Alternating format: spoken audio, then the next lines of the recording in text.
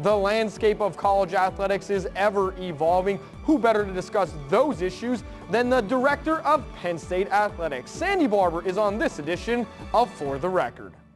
Commonwealth's attorneys and I have concluded that the NCAA sanctions were overreaching and unlawful. Someone's got to develop a product that you and I, as a consumer, are going to want to buy. The country needs a comprehensive energy plan. Good morning and welcome to this edition of WHVL's For the Record. We are pleased to be joined by Penn State Director of Athletics, Sandy Barbour. Sandy, thank you so much for being here. My pleasure. We hope this is the first of many appearances here at WHVL, either here or on our blue-white tailgate set with the world-famous Steve Jones. First question, though, you were the athletic director at Cal. How does Cal compare to Penn State?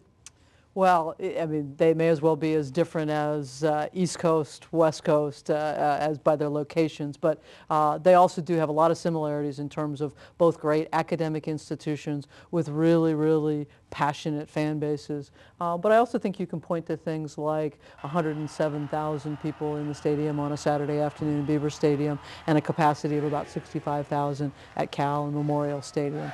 So I think those differences right there lead to a lot of other differences just in terms of the intensity of the passion for Penn State, 650,000 living alumni, and just the everyday and consistent passion and appreciation for Penn State athletics and particularly Penn State football.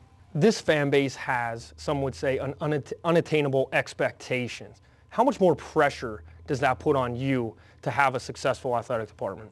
Well, it does put more pressure, there's no doubt about that, but I think if you talk to James Franklin or you talk to any of our coaches or anyone who is a high achiever and wants to come to a place like Penn State and bring on this expectation, we welcome that. We welcome that expectation. That's what we want, and that's what we want to strive for, and that's what our plans are every day. And all the pieces of the puzzle put those together to achieve the kind of success that not only we want personally, not only we want as an athletic department, but what we want on behalf of our alumni and fans in our community. What have your interactions been like with the fan base? Because anyone who's in a position like yourself or Dr. Barron, there's always a fluctuation. It was like that when Dave Joyner was the athletic director. It was like that when Tim Curley was the athletic director. Everyone experiences highs, everyone experiences lows. Well, my experiences at Penn State have been phenomenal. Everyone has been really welcoming. Now, that doesn't mean they don't have an opinion about something or want to make sure that I understand that this isn't going well or that this is. I think that's probably one thing about Penn State fans that I've noticed is a lot of other places it's all around the negative, what's not going right. I have experienced, I think, a very balanced approach from the fan base that's very appreciative about the things that are going right and certainly want me to know how they feel about the things that aren't going well. Before you came to Penn State, what were your thoughts of Penn State before you got here, say pre-2011, and then your thoughts maybe during that 3-year stretch before you got here? Well, I grew up an East Coast kid. I'm from Annapolis, Maryland, and so really had a very high level of interaction with Penn State, if you will. I played field hockey and lacrosse. I coached field hockey and lacrosse, so we came to State College to play.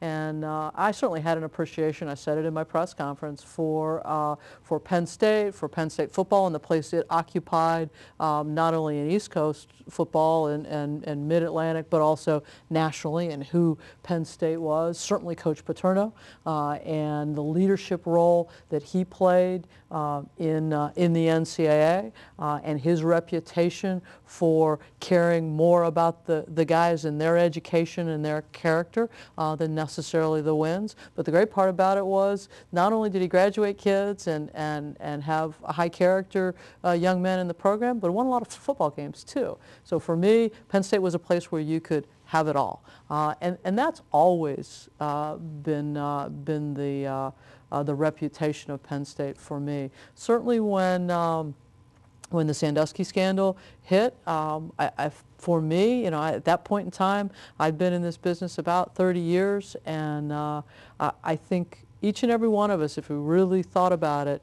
in leadership positions across the country in athletics, could say, therefore, by the grace of God, go any one of us. And I certainly told my staff that that could happen to any one of us, and I believe that without knowing a lot of the facts at that time. I think these are really difficult jobs and complex situations. You're responsible for a lot of people, and it's to me, it's how the university and how the athletic department responds. And I think today, the evidence of who Penn State is alive and well, and success with honor, high character student athletes who go to class and graduate, engage in the academics, and oh, by the way, win more than their share. I think a lot of alumni would agree with you. One of the alumni sticking points is, even though the consent decree was tossed out, the academic integrity, athletics integrity monitor remained kind of a point of contention with a lot of alumni. Do you think that maybe that's an overreach, and maybe the dangers of running an athletic department, such as a bureaucracy in Washington or Harrisburg or something like that? The athletics integrity agreement and the monitor don't bother me one bit.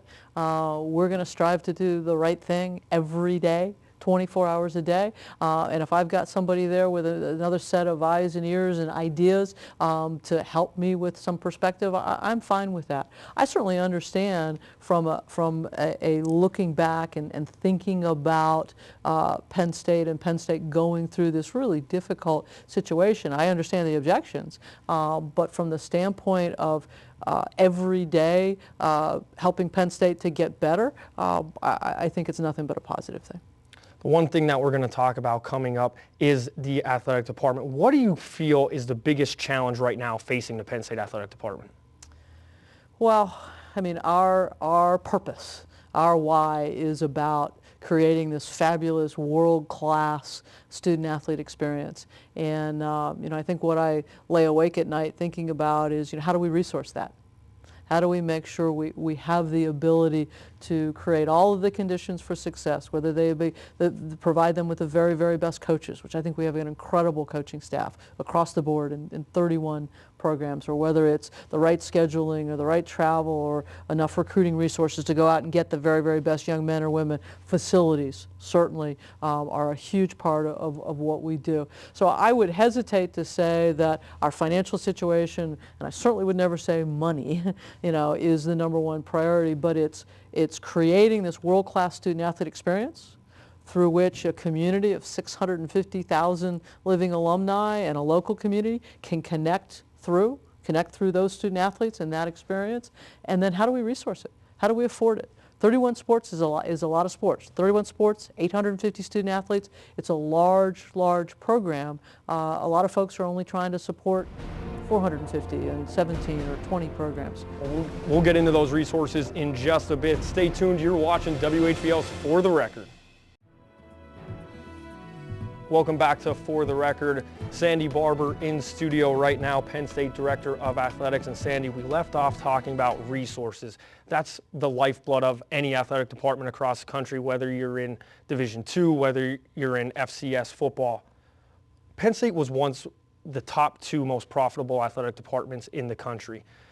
Over the times, those revenues have been decreased. How do you go about getting those revenue streams back up? Well, I mean, there are a number of different factors on our revenue streams at this point, and certainly over the course of the last couple of years.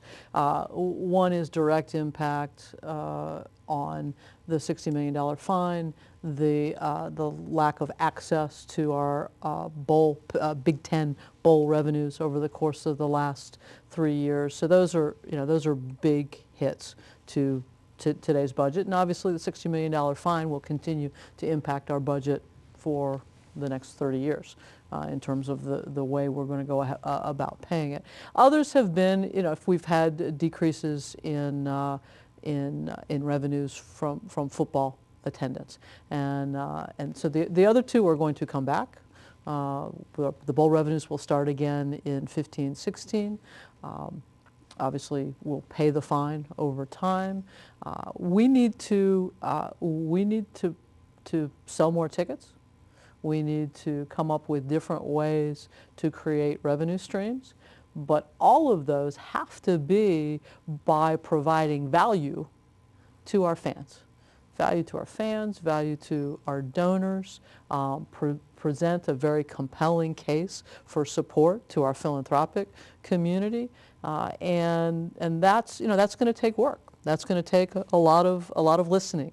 That's going to take James Franklin and us working with James Franklin to make sure that the football program we put on the field is one that our fans want to come see. And that's where this passion that we talked about earlier obviously comes in very, very handy, in that there's a lot of connectedness and a lot of passion for our football program. But we can't take that for granted, that fans are just going to show up and are just going to buy tickets. What value do they derive from that? Speaking of that value, I actually had a phone call recently. It was, did you know Florida State just scheduled Alabama and Auburn? Well, of course, those games are way down the road. You don't know what type of programs they're going to be, but it's safe to say they're going to be quality. The same person said to me, we have Buffalo and San Diego State, and I know that's pre-year time here at Penn State. But how do you draw the line between wins, getting people in the stand, and then having a schedule that could compete, say, for a national championship at 12-0 for the college football playoff, or maybe 11-1, because of this schedule this year, a lot of pundits would say, well, Penn State's 11-1, but that non-conference schedule doesn't stack up.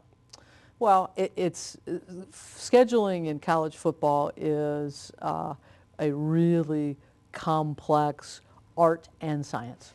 And you mentioned one part of it that is a challenge as you're putting together the schedule. You're trying to kind of look in your crystal ball in terms of your scheduling. Our next opening, I think, is like 6 years out. And so, what's a particular team going to be like 6 years out? Well, you don't know.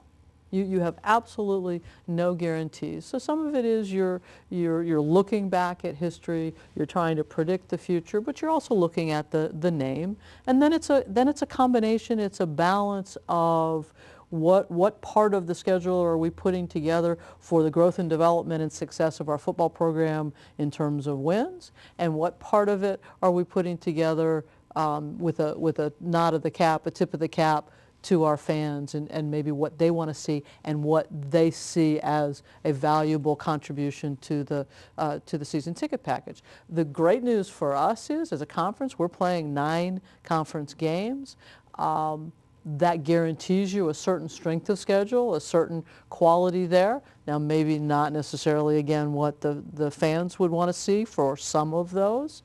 And so then where do we need to top that off with a marquee game of the kind that you're talking about there, in combination with, obviously, in any particular year, we're going to play Ohio State, Michigan, Michigan State, Nebraska, Iowa in Beaver Stadium or on the road. It's definitely a balancing act, and going back to the tickets, when STEP was introduced years ago, that ruffled a lot of feathers. Now there's ticket packages of recent grads get a discount. That used to not be the case. There's now different levels. Alabama, for instance, has 9 levels of their STEP program. Penn State's at, I believe, around 4 to 5. Where's the balance of trying to keep the current fan base that has the season tickets happy because they're your bread and butter and your donors, to trying to attract the new fans at certain price points? Well, I certainly, I very heavily believe that we need to privilege those that have been with us for a long time and who have stayed with us. So I think that will always be a principle. But at the same time, how do we drive new fans? And we've had some success there. Last year I believe it was upwards of 5,000 new season ticket purchases. How many months out? 6 months out now from the start of the season. I think that's about where we are now. So we're seeing some success there. But again, to me, it's all about examining, and we're going to have to talk to our fans to learn this, because it's not what we tell them is valuable. It's what they tell us is valuable to them. So we're going to have to talk about what's valuable, and obviously we're competing against the 50-inch high-definition television as well. talking to the fans, I don't think you'll have a problem getting an answer from this fan base because we do know that they're very vocal. And I love that. I absolutely love that. But the challenge is that there is no one answer. Absolutely, I would think we would get answers from every one of our fans that we would ask. But then how do we take that and synthesize it and pull it together and come up with how we move forward? Moving forward, we'll talk about that. We'll talk about some of the challenges facing the NCAA, where is the future of college athletics, and maybe a reinvestment into the Penn State basketball program. Stay with us. You're watching WHVL's For the Record, back right after this. Welcome back to WHVL's For the Record. Penn State Director of Athletics Sandy Barbour. And Sandy, we left off talking a little bit about the direction of the NCAA. What do you feel are the biggest problems facing college athletics today? Well, I certainly think one is reputational, and obviously that hits very close to home here at Penn Just State. a tad. But yeah, for a variety of reasons, and again, it's not just the Penn State situation, but the NCAA, the national office, I should say, because again, the NCAA is us. I mean, it's a membership organization, but certainly a lot of what, if nothing else, have been perceived as missteps, and we're in the throes of a reorganization, a new governance structure. We're being challenged legally on a lot of different levels, and I think the biggest challenge right now is for us as a membership to get on the same page and frankly tell the leadership in the national office what we want. And we've never been there. Some of those things that you may want. Freshmen, should they be ineligible again? Should scholarships be 5 years? The likeness, speaking of the O'Bannon case out in California, what is it that you could say is we definitely have to do to maybe these are some things that will happen down the road? Well, again, and for those that know me, absolutely no surprise, the things that center around our student athletes' ability to receive the education that's available to them on their various campuses. Penn State, Eric Barron, Sandy Barbour very much have no interest in freshman ineligibility across the board. It's not necessary, and I'm not sure it has the impact that people think it's going to have. The concept of a year of readiness, what does that really mean? Now, having said that, what are the things that we absolutely do need to address? Time demands. What are the things that are keeping student athletes from either getting prepared or keeping student athletes from having the ability to truly engage in the education that's before them? So what are the things around numbers of contests in a particular year, missed class time, time demands on a particular day or a particular week? Does their season lapse over 2 semesters? Is it a dual semester sport? Those kinds of things are the things I absolutely think we need to look at that have direct impact on every student athlete on a daily basis. I will say this, talking to many members of the football team, hockey team, basketball over the years, they always seemed, no matter what was going on in the NCAA, their one answer that was always consistent was Penn State treats us very well, and not one ever had a complaint on any subject whatsoever. The future of football in America, concussions are always a hot topic. It is that way right now in the NFL with the retirement of Chris Borland. Do you see that maybe as inhibiting, not only athletic departments' bottom lines as the future goes forward, and maybe even the sport of football at the collegiate level? Well, I think it's about the sport. I think it's clearly about the sport and about taking care of the student athletes. What is the state of the art? What's the best practice in terms of not only head injury care, return to play decisions that obviously play a critical role, but also prevention.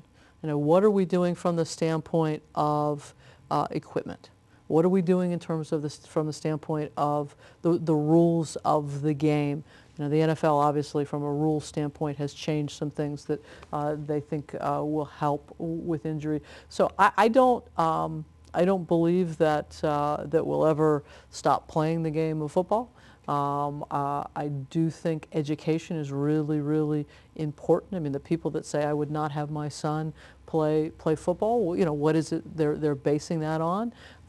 As long as they're basing it on facts that are correct and that's the decision they want to make, that's fine. But I believe that we can make the game of football safe. We've just got to be smart about rules and equipment and safety, and then, you know, you could sustain a concussion, obviously tripping off the curb, but what are the then treatment and return to play decisions? And frankly, a lot of great research on a lot of that is, I'm very proud to say, is going on at Penn State.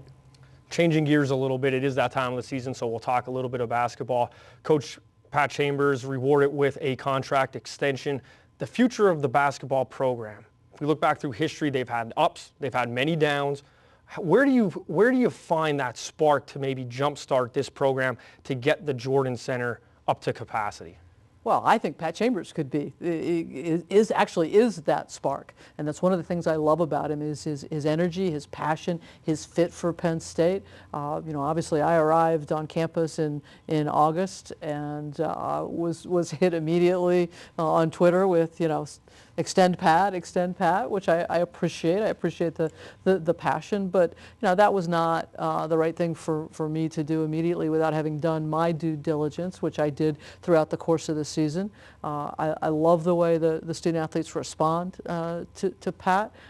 We were close. We were oh so close this year. There's nobody, you know, certainly Pat and I would tell you that our record this year is not where we want to be, and it's not acceptable. We have to see progress from that. We all agree on that, but I think it's there.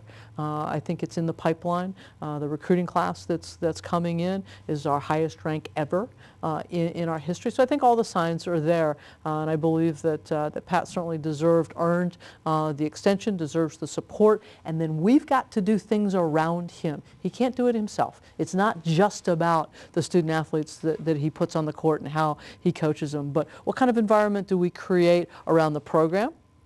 You know, is men's basketball as important as any other around here? And then what do we do from an environment in the Bryce Jordan Center standpoint? Sandy, thank you so much for being here and taking time out of your busy schedule. My pleasure. And thank you for watching WHVL's For the Record. Stay up to date on all topics ranging from the Penn State Athletic Department to world topics in the Middle East. Thank you very much. Have a great day.